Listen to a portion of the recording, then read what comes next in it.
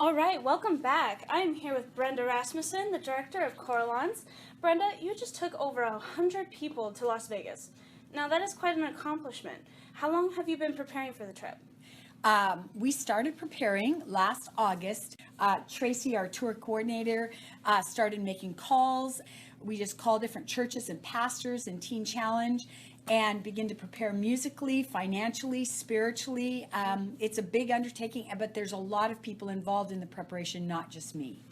All right, and how did Las Vegas come to you? Did God speak that over tour or from some other means? Just opportunity? It was interesting. This year, Nevada became one of Northwest University's sponsoring districts. And so Pastor Phil was down at the church down there, and they said, hey, we really would love to have some of your students come through. And so Phil and I talked about it, prayed about it, and then just working with the university felt like this would be a great place. And so that's how we ended up there.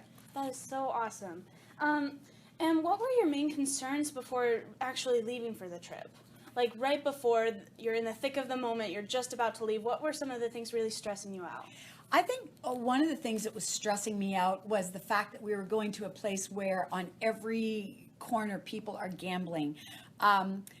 There are actually a few students here at Northwest who I know their parents have struggled with that, so I never would want to contribute towards students picking up a gambling addiction. Mm-hmm. So I really was just praying against that students' eyes would be opened and that nobody would, succumb to taking on a gambling addiction. Definitely. That's a huge concern, especially college students who are coming of age, of being able to gamble and drink on their own and being in such an environment like that. It can be very tempting, the devil's playground. And once you did arrive in Las Vegas, how did you maintain order with 100 plus people choir? This is the 15th year that I've been doing this at Northwest. I wouldn't say I did it really well the first few years. I learned a lot of things. Mm-hmm. And so I think just with time, I really have learned a lot of things. But honestly and truthfully, more so this year than ever, spent a lot of time in prayer, just asking the Lord to be with us. That's awesome. We've been kind of talking about the downers and the technicalities, but really, after being done with tour, what was the most inspiring thing that happened? I think the most inspiring thing was I saw a whole new side of Las Vegas.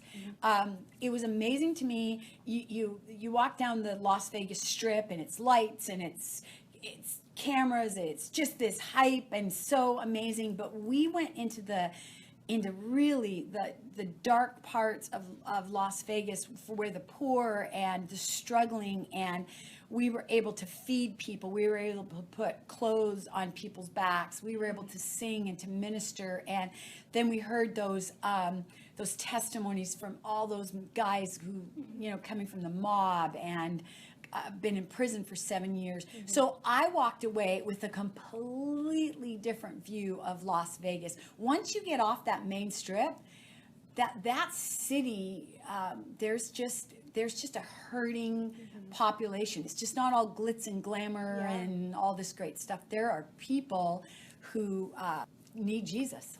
Yeah, Las Vegas is known for the strip and the lights and the strippers and the gambling, but people don't realize that it's primarily residential. And there's a lot of hurting people in that quiet part of Las Vegas. Yes. How many churches and schools did you actually end up visiting? I think we ended up visiting, we did 8 concerts in 6 days. So we did a lot of singing. I think we visited a couple of schools. We did Teen Challenge, 3 churches, and then our big thing was an outreach on the streets of Las Vegas, which was just extremely powerful. That's so cool. Would you say that any of them, I don't want to say any concert was better than another, but would you say there was one that was particularly a changing point for the choir or for your audience? For me, the Teen Challenge and those places where those people would never, ever, ever hear the gospel. They would never see a choir like this. And you can just tell their eyes are huge and they're like, oh my word. And it gives them such hope. So for me, that's what just motivates me to keep doing this, is when we get to be out there and just see those people who might never see anything like this, couldn't even afford a show in Las Vegas, but are able to see Jesus in the eyes of all these students. Well, I think we've just about run out of time, but thank you so much, Brenda, for joining me, and I really appreciate all that you do for Northwest. Hello, welcome back, and now we're going to talk with Jessie Shaw, one of the students who actually went on the tour with Choralons. Now, Jessie, what expectations did you have going into the trip? I actually tried to go into the trip with little to few expectations.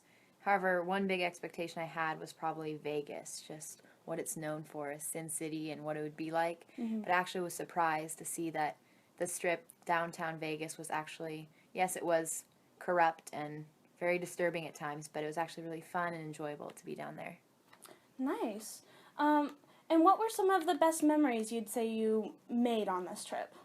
Definitely getting to sing with the choir every day. That was a great memory. But more so than that, I think just getting to create relationships that I hadn't had before I went there, and hanging out in the lobby of the hotel and getting to walk around and tour Vegas. That was really exciting and a good memory I made.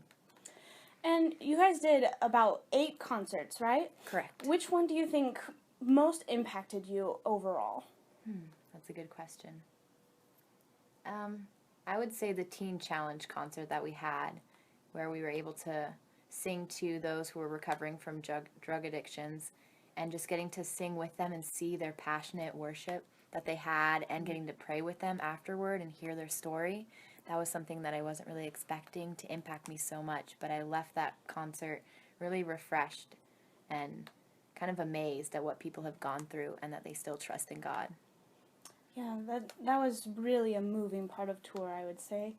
And if you had to say one sentence to kind of summarize tour and all that it was, what do you think you'd want to leave people with? That's a difficult question. I would say that there's no story that's too far from God for Him to redeem and speak life into. Well, thank you so much for your time, and thank you for being with me. Yeah, it was a pleasure to speak with you.